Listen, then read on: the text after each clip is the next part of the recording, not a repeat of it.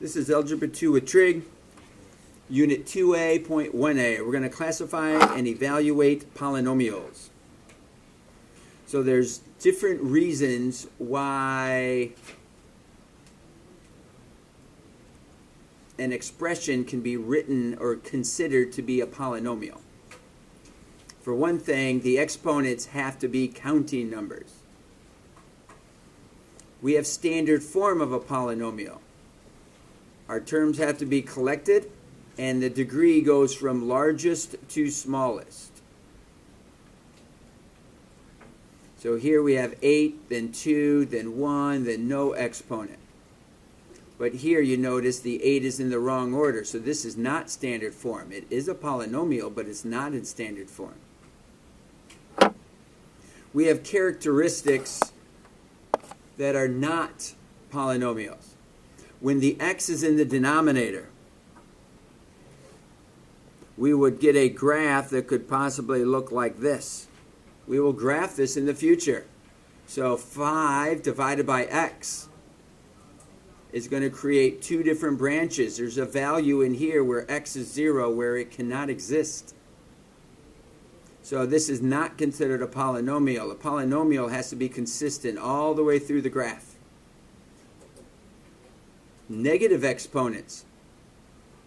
That is not going to be a polynomial if an x value has a negative exponent, because a negative exponent just places the variable into the denominator. It's just a fancy way of saying that it belongs in the denominator. So that is not a polynomial. Anything that has x to the negative power. A decimal power or even a fraction power is not a polynomial. X to the half power is the same thing as the square root. So you can't take the square root of x because you're limited to what x can be. X can't be negative if you're taking the square root of it. And then it can't be an infinite number of terms long. It has to be limited. It's got to be finite, not infinite. And different types of polynomials, what we call them. We have linear. You're familiar with linear. Quadratic. We've been working with quadratics in the recent past. Now we're going to work with cubics. It has x to the third power. That's considered third degree. Notice that it has 4 terms. Third degree has 4 terms. Quartic, fourth degree. Fourth degree actually has 5 terms. Just like quadratic has 3 terms. And linear has 2 terms. It's always more terms than what you actually have as a degree. 1 extra. So we're going to come on down. And we're going to do the matching. So what we're going to notice is that here we have a fraction as an exponent. You got to be observant. You got to look at what's here. A fractional exponent limits what the x can actually be in terms of plugging it in, where the graph can cross on the graph. So that is not going to be a polynomial because of the fraction.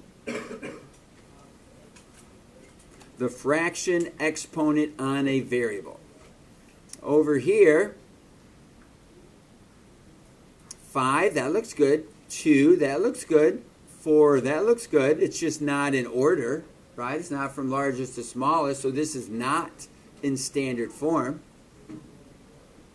But the square root of 10, we said you can't have a square root. Well, you can't have a square root on a variable. Square root of 10 exists. So yes, this is a polynomial. The radical is on a number. So if we were going to write this in standard form, let's come on down here and write this in standard form.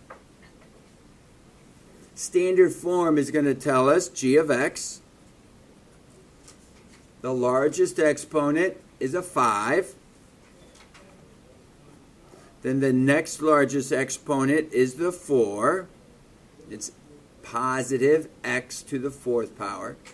Then our next largest exponent, you got to scan back and forth and look for it. There's the 2. And then our next largest exponent is x to the 0 power. There is no x. So that is the positive square root of 10. That is in standard form. So we wrote it in standard form. Now, what's the degree? The degree is the largest exponent.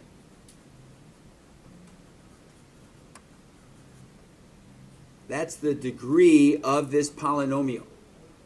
And the special name that it has, 5th degree, okay, typically we look at our list here, and it only went up to quartic. There are 5th degree, 6th degree, 7th degree. We could leave this one as 5th degree. That's the best name that we've got for it. But as we discussed earlier, there's actually a name, quintic. We could name it, but you won't have to memorize that one. You would just call it 5th degree. 5th degree is fine, 6th degree will be fine, but anything 1 through 4, you need to use these special names. And leading coefficient.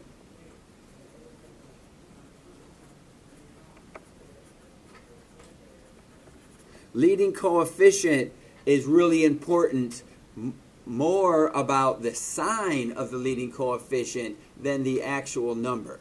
We notice that the leading coefficient is negative, so that's going to tell us about the graph. We have predictions now. Because this is negative, I'm going to know some stuff. The 8 isn't so important, but the negative is super important. Right, so that's writing it in standard form. That's stating the degree, 5th degree, largest exponent. The special name, we would typically just call this 5th degree. But we do have a sneaky one that we know about called quintic. Anything less than that, we know those. And we know the leading coefficient. That's the leading number written in standard form. Then we notice that this last one has a negative exponent on an x. You can't have a negative exponent on a variable. That would not be considered a polynomial.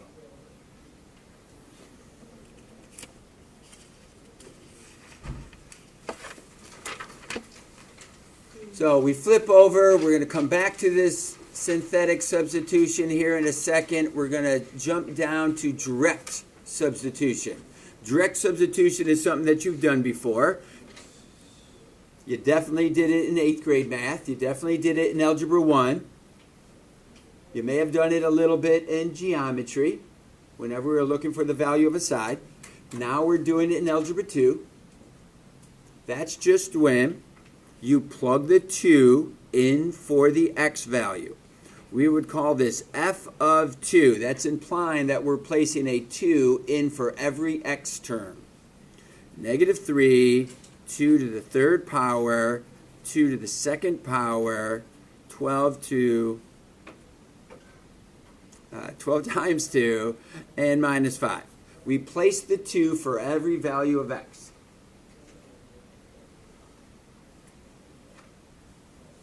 Now, you should pause the video and try to calculate this out. Do you know your order of operations?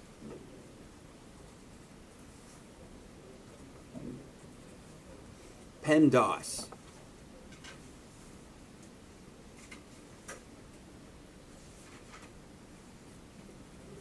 F of 2, PEMDAS tells us that we are going to do our exponents first.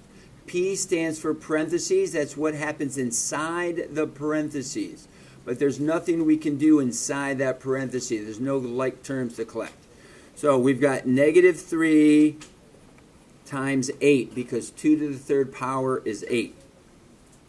And 2 squared is 4. Then I can do some multiplication.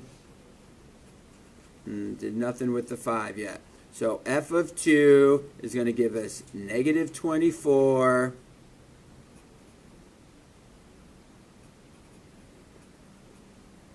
that makes negative 20. That makes negative 29. So f of 2 is negative 49.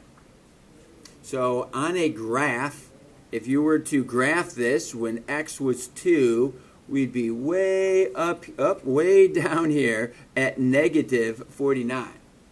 That's what that tells us. At the value of 2, the function equals negative 49. So on a graph, your coordinate would be 2, negative 49. We have other ways that we can calculate the same topic. This is called synthetic substitution. And that's what these notes here are trying to explain to us. Synthetic substitution. Now, some people are resistant to learning something new. You need to know this method for a whole nother slew of mathematics. So even though what we're doing today looks like we could just do it the old-fashioned way, you do need to know this method, synthetic substitution, to do other calculations in the future. So you need to know this method. So here's the polynomial we're going to work with. We're going to look for x to the third power. Or no, x equals 3. It's not to the third power. It's x equals 3. So we're going to substitute in the 3. And how we're going to do this is using synthetic substitution. So this new method places the 3 in the very front, places all the coefficients inside our bracket. So because 2 was the leading coefficient, it goes first. X to the fourth.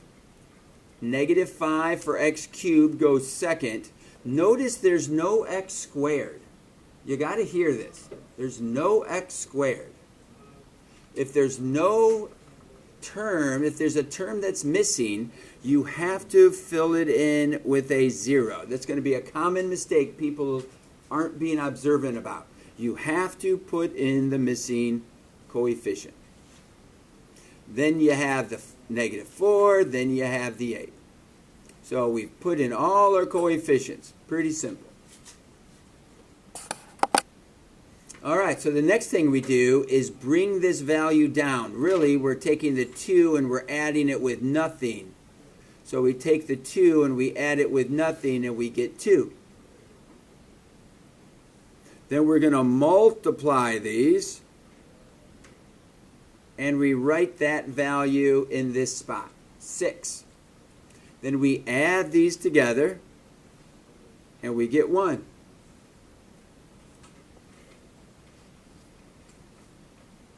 Then we multiply to get 3, and we add them together to get 3. 0 and 3 is 3. 3 times 3 is 9. Add them together to get 5. 3 times 5 is 15. Add them together to get 23. So f of 3 equals 23. On its graph, when you're out there at 3, you would be up at 23. That's just a coordinate point. 3, 23. It's a quick way. A lot less work than we had to do down here. Number stayed smaller. So let's go ahead, and if you notice, negative 3x cubed plus x squared minus 12x minus 5, we're going to do that equation again. We're going to do that equation using synthetic substitution. So we take our 2, we write it first, we put our coefficients, negative 3 for the cube, 1 for the square, negative 12 for the x, and negative 5 for the x to the 0 power. They're all represented. We have 4 terms for a cubic, so we're good. Think about what comes first.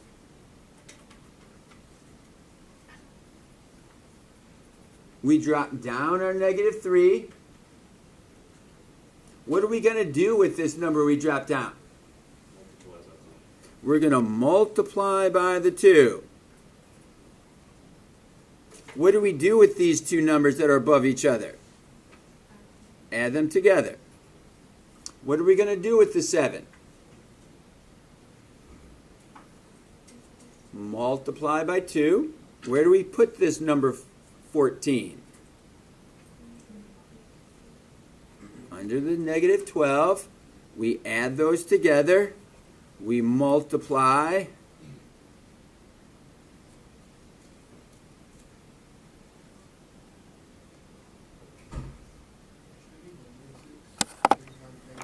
All right, 2 times negative 3 is negative 6. My bad. Thanks for noticing. Hopefully you noticed it at home.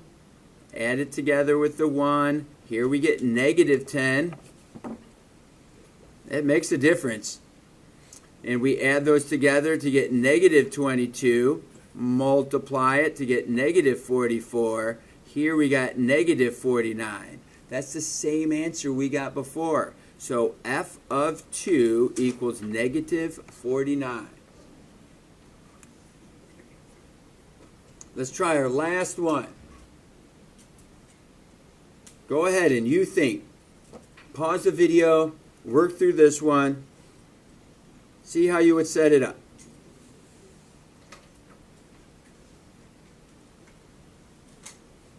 We're going to put our negative 2 first. I know this is a 4, 3, 2. X doesn't have a value here. So 1 is my coefficient, 2 is my coefficient for the cube, 3 is my coefficient for the square, negative 7 is my constant. Drop it down, multiply, multiply and add them, negative 6 and add them, and you get the value of 5 when you add that together. So f of negative 2 equals 5.